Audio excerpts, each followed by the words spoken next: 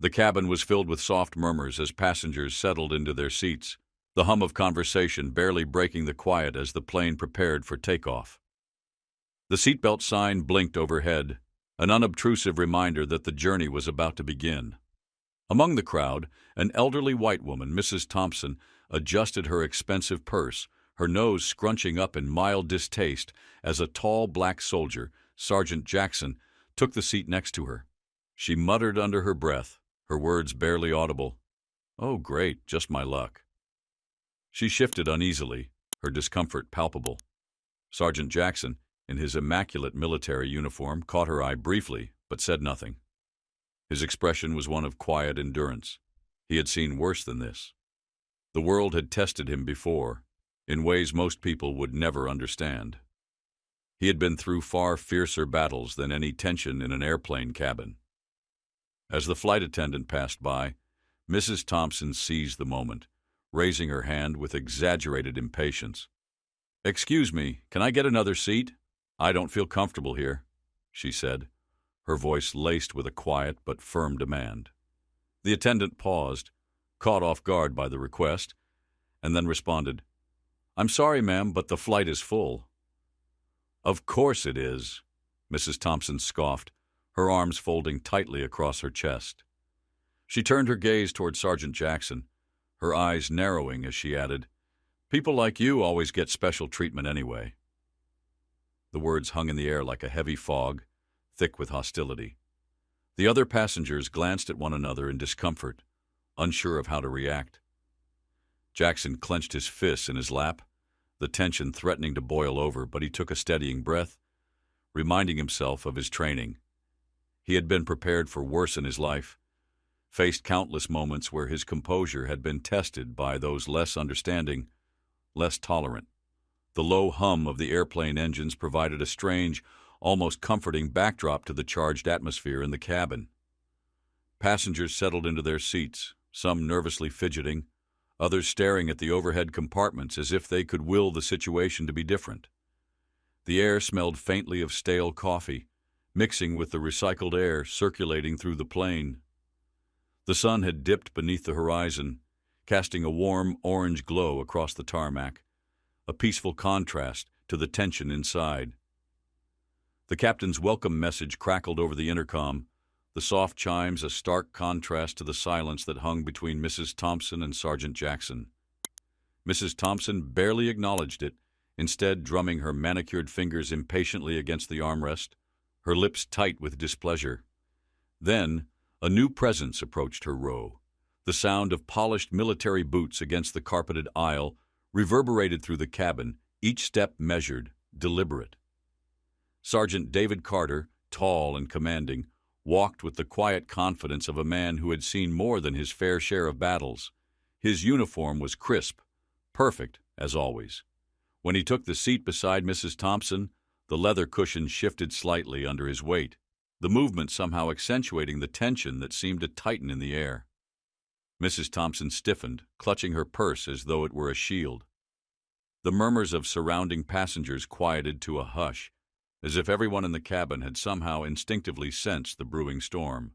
The rustling of safety pamphlets, the occasional cough, and the soft whirring of the airplane engines were the only sounds breaking the heavy silence. Sergeant Carter, unlike Mrs. Thompson, remained still. His broad shoulders, which had carried the weight of countless battles, now held a quiet strength in the cramped space of the airplane. His dark skin glowed under the dim cabin lights, and his sharp brown eyes scanned the room with quiet awareness, reading the subtle shifts in body language and tension around him. He wasn't looking for a fight. He simply understood the weight of the moment, of how some people's discomfort with him was more about their own struggles than anything to do with him. His military uniform wasn't just a piece of clothing. It was the representation of his service, his sacrifice, and the silent battles he had fought both on the battlefield and within the confines of society. He didn't need to say anything to make it clear that he was unshaken by Mrs. Thompson's visible discomfort. The world had thrown far harsher storms his way. The cabin, for a brief moment, held its breath. There was a collective awareness that something had shifted in the air, but what exactly it was, no one could say. Mrs. Thompson's fingers continued to drum against the armrest, But now, they seemed to be searching for a rhythm she couldn't quite find. For the first time, perhaps, she felt the weight of her own bias, the discomfort not just with Sergeant Jackson but with herself. The plane, however, was already moving forward. The engines roared to life, the vibrations running through the cabin, and with it, the invisible forces within each passenger also began to stir. Some may have ignored the discomfort, some may have tried to deny it, but it was there, undeniable. This was a journey not just across miles, but within. And as the plane climbed higher into the sky, each passenger, whether they were aware of it or not, was on a path that could not be turned back. It was a lifetime of dedication, of quiet sacrifice, of battles fought in silence, the kind most people could never comprehend. Mrs. Evelyn Thompson, poised and composed, adjusted her pearl necklace, her sharp blue eyes narrowing as the soldier took his seat beside her. A woman of high society, she had always placed herself above others, believing in the sanctity of class, in a world where everyone knew their place. But now, as the tall black man settled beside her, something inside her stirred, a deep discomfort she couldn't quite place. Her lips tightened and a faint scowl creased her forehead as she exhaled sharply. She shifted in her seat, her discomfort so palpable it filled the space between them. The crisp military uniform he wore meant something entirely different to her, nothing more than a symbol of intrusion into her world, a disruption of the structure she so dearly clung to. To Mrs. Thompson, it wasn't a badge of honor. It was an invasion of her space, a challenge to the superiority she held so tightly. The plane began its ascent, the engines humming steadily as the world below grew distant. But inside, the tension between David and Mrs. Thompson felt as thick as ever. The seatbelt sign chimed off, and Mrs. Thompson couldn't hold herself back any longer. "Excuse me, sir." Her voice cut through the hum of the cabin, sharp and brittle. She turned to face David, her gaze cold and dismissive. "Are you sure you should be sitting in this section? Perhaps you'd feel more comfortable elsewhere." David's hand tightened around the armrest, the muscles in his jaw flexing. But he kept his expression neutral, unreadable. He had heard remarks like hers countless times before, and yet today her words stung deeper than usual. "Ma'am," David replied, his voice steady, calm, though there was a firmness in it that could not be ignored. "I'm exactly where I need to be." But Mrs. Thompson wasn't satisfied. She leaned in closer, the scent of her perfume invading the small space between them, almost suffocating. "I don't believe your kind belongs here in the first-class section," she hissed, her words just loud enough for the nearby passengers to hear. Her eyes ran over his uniform with an expression of superiority, her gaze assessing him like a piece of dirt beneath her heel. His presence, to her, was nothing short of an assault on the world she had constructed in her mind.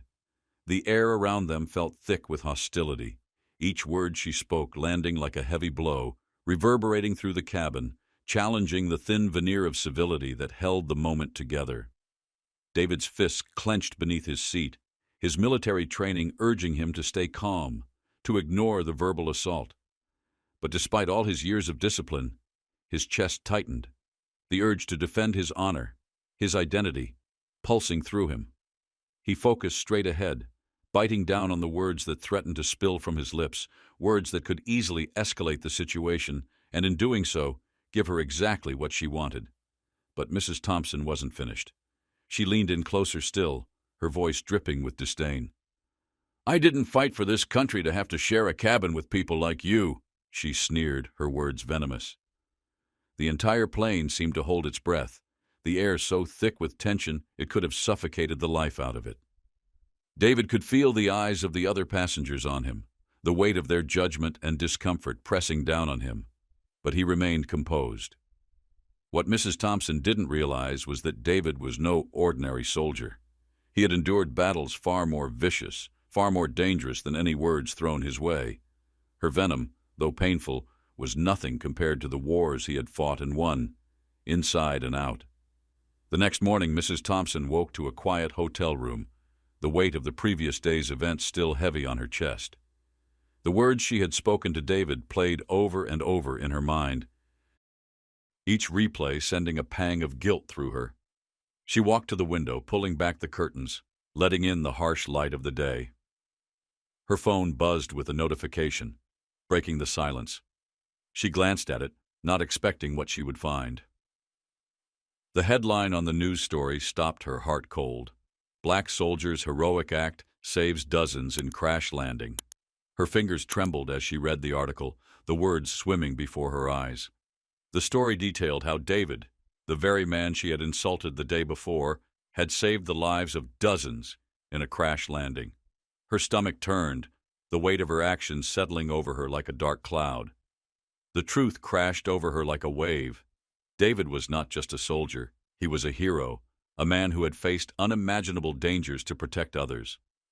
And she had judged him based on nothing but the color of his skin and the uniform he wore. The shame that washed over her was immediate. And in that moment, Evelyn Thompson realized that some battles were fought not in the world outside, but within the heart. And hers was one she had never expected to lose. The man she had so carelessly insulted just hours before had become the very reason so many people were alive. When the plane had suffered a sudden mechanical failure, it was David who had stepped in with a calm and steady resolve, guiding the flight crew and passengers through the chaos. His quick thinking, his ability to stay composed under immense pressure, and his brave actions had saved lives that night. Mrs. Thompson stared at the screen, her heart sinking with every word she read. Her face went pale, and the weight of her earlier words felt like an unrelenting burden pressing down on her chest. She never expected that the man she had disrespected so deeply, the man she had judged solely by the uniform he wore, would turn out to be a hero. He had not only saved lives, but he had also been the reason the entire flight made it to the ground safely. Her hand instinctively moved to her mouth, as if she could somehow silence the guilt that swelled within her. Her eyes moved over the final line of the article. Heroism knows no race or class. The words stung, and a lump formed in her throat. Slowly she sank to the edge of the bed, her mind struggling to process the truth. It hit her all at once. How wrong she had been, how her prejudice had clouded her ability to truly see David for who he was, not just a soldier or someone who didn't belong in her world. The flight, the insults, the awkward silence. It all felt so distant now. In that moment, all she could think about was how she wished she had seen David for what he truly was. A person, not just a soldier in a uniform, not just someone like him. Standing in front of the mirror, Mrs. Thompson saw her reflection, but it wasn't just her face staring back at her. A single tear slid down her cheek, the emotion overwhelming as she replayed how quickly she had judged David, how hastily she had allowed an outdated stereotype to influence her actions. She thought about the mistakes she had made, how little she had truly understood. It wasn't until after the plane had landed safely, until she had read about David's bravery, that the full weight of her error had struck her. The truth, finally, had come to light. A knock at the door broke her reverie. She opened it to find a message from the hotel staff. A simple note, but one that carried more meaning than she could have imagined. It was from David, the soldier. The message read, "No hard feelings. We all make mistakes. Just remember, kindness costs nothing, and understanding is everything." Her heart swelled with a strange, almost painful mix of gratitude and regret. In a world so quick to judge and divide, David's words hit harder than any condemnation could. She stood still for a moment, looking out the window, and in that moment, the world felt different. The people around her, the lives they carried, the stories they lived, they were never as simple as they seemed. Everyone had their own battles, their own struggles, and their own victories, and she had missed all of that by refusing to look beyond her own narrow perceptions. She realized something in that moment, a truth that had always been right in front of her, yet she had never seen clearly before. The color of someone's skin, their uniform, their background. It wasn't what defined them. It was their actions, their heart, their humanity that truly made them who they were. A soft smile curved on her lips, as if a new understanding had finally settled into her soul. She knew that this experience would stay with her forever, a constant reminder to never judge, to always look deeper, and to truly see people for who they are, not just who they appear to be. Now I want to ask you, have you ever judged someone too quickly, only to realize later how wrong you were? How did that moment change your perspective? Let's talk about it in the comments below. If you learned something from this story, don't forget to hit the like button, share, and subscribe for more stories that can make a difference in how we see the world and each other.